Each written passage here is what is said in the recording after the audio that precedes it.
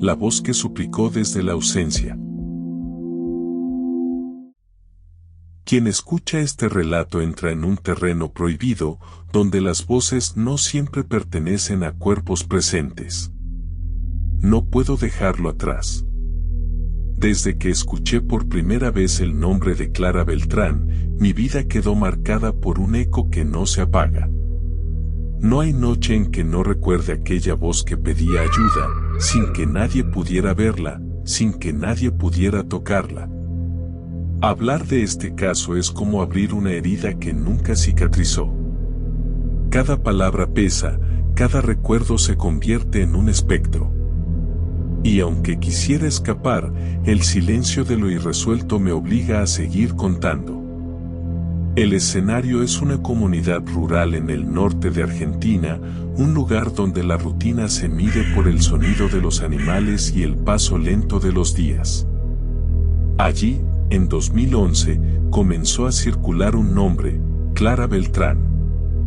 Una joven que nadie había visto en persona, pero cuya voz se escuchaba en llamadas telefónicas desesperadas.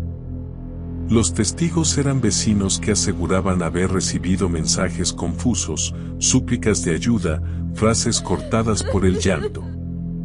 Sin embargo, ninguno pudo afirmar haberla visto físicamente. Clara existía solo como un eco, como una presencia intangible que se manifestaba en la línea telefónica. Lo que parecía un rumor se convirtió en un misterio que envolvió a toda la comunidad. Y así, lo cotidiano se transformó en un escenario cargado de símbolos, un pueblo que escuchaba una voz, pero nunca encontraba un rostro. El año 2011 marcó el inicio de las llamadas. Al principio fueron esporádicas, voces entrecortadas, súplicas que parecían provenir de un lugar cercano. Con el tiempo, los registros se hicieron más frecuentes, siempre con el mismo patrón. Clara pedía ayuda, pero nunca decía dónde estaba. Las fechas se convirtieron en marcas de incertidumbre. Cada llamada era un recordatorio de que algo ocurría en silencio, de que alguien estaba atrapado en un espacio que no podía ser localizado. La cronología se fragmentaba, porque no había un inicio claro ni un final definido. Solo un continuo de voces que aparecían y desaparecían. Las autoridades locales registraron las denuncias. Los documentos oficiales hablan de llamadas anónimas y posible broma telefónica. Se intentó rastrear las líneas, pero nunca se logró ubicar un origen preciso. Los registros técnicos eran insuficientes y las declaraciones oficiales se limitaron a reconocer la existencia de llamadas sin poder confirmar la identidad de Clara. Los informes se convirtieron en papeles fríos, incapaces de contener la angustia de quienes escucharon aquella voz. La versión oficial fue que no había pruebas concluyentes de la existencia física de Clara Beltrán. El núcleo del misterio está en lo que falta. ¿Cómo podía una voz aparecer tantas veces sin que nadie pudiera localizarla? ¿Por qué nunca hubo un testigo presencial? Las contradicciones abundan. Algunos aseguraban que la voz sonaba cercana, como si estuviera en la misma calle. Otros decían que parecía provenir de kilómetros de distancia. La narrativa oficial se quebraba frente a la imposibilidad de explicar lo ocurrido. No hubo cuerpo, no hubo rostro, no hubo presencia física. Solo ausencia. Y en esa ausencia, la certeza de que algo imposible había ocurrido. Las hipótesis se multiplicaron en la comunidad. Algunos creían que Clara era una joven secuestrada, atrapada en algún lugar oculto. Otros pensaban que se trataba de una broma cruel, diseñada para sembrar miedo.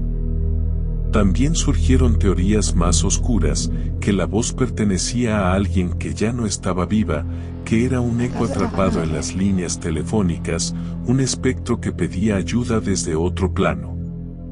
Cada versión habría más preguntas que respuestas. Y en ese vacío, el misterio se convirtió en tragedia.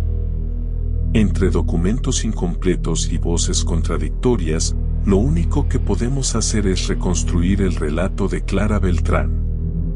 No como un cierre, sino como un intento desesperado de revivir lo ocurrido, con la carga emocional de lo irresuelto. La primera llamada fue breve. Una voz femenina, entrecortada, suplicaba ayuda. El receptor intentó preguntar dónde estaba, pero la línea se cortó. Días después, otra llamada, la misma voz, el mismo tono desesperado. Ayúdenme, decía, pero nunca daba más detalles. Los vecinos comenzaron a hablar. Algunos aseguraban que la voz sonaba como la de una joven de unos 20 años. Otros decían que parecía más infantil, como si el miedo la hubiera reducido a un estado vulnerable. Nadie pudo confirmarlo. Las autoridades intentaron rastrear las llamadas, pero los registros eran confusos. A veces parecían provenir de teléfonos públicos abandonados, otras veces de líneas privadas que nunca se usaban. El misterio se profundizaba. Clara existía solo como un eco, como una súplica atrapada en el aire. El ambiente se volvió opresivo. Cada llamada era un recordatorio de que alguien pedía ayuda, pero nadie podía encontrarla. El pueblo comenzó a sentir que vivía bajo una sombra, como si la voz de Clara se hubiera convertido en un símbolo de lo irresuelto. Con el tiempo, las llamadas cesaron. No hubo explicación, no hubo cierre. Solo silencio. Y en ese silencio, la tragedia se hizo más profunda. Porque lo que duele no es solo la ausencia de respuestas, sino la certeza de que alguien pidió ayuda y nunca la recibió. El caso de Clara Beltrán no es solo un misterio. Es una herida abierta. Una voz que suplicó desde la ausencia y que nunca encontró respuesta. El misterio de Clara Beltrán sigue abierto. Tal vez nunca sepamos quién era, dónde estaba, ni por qué su voz se apagó. Pero cada vez que alguien recuerda la historia, el eco de sus súplicas vuelve a resonar. Si no quieres que este silencio te alcance, comenta lo que piensas y comparte este relato, porque ignorarlo es la forma más segura de que la voz de Clara te encuentre.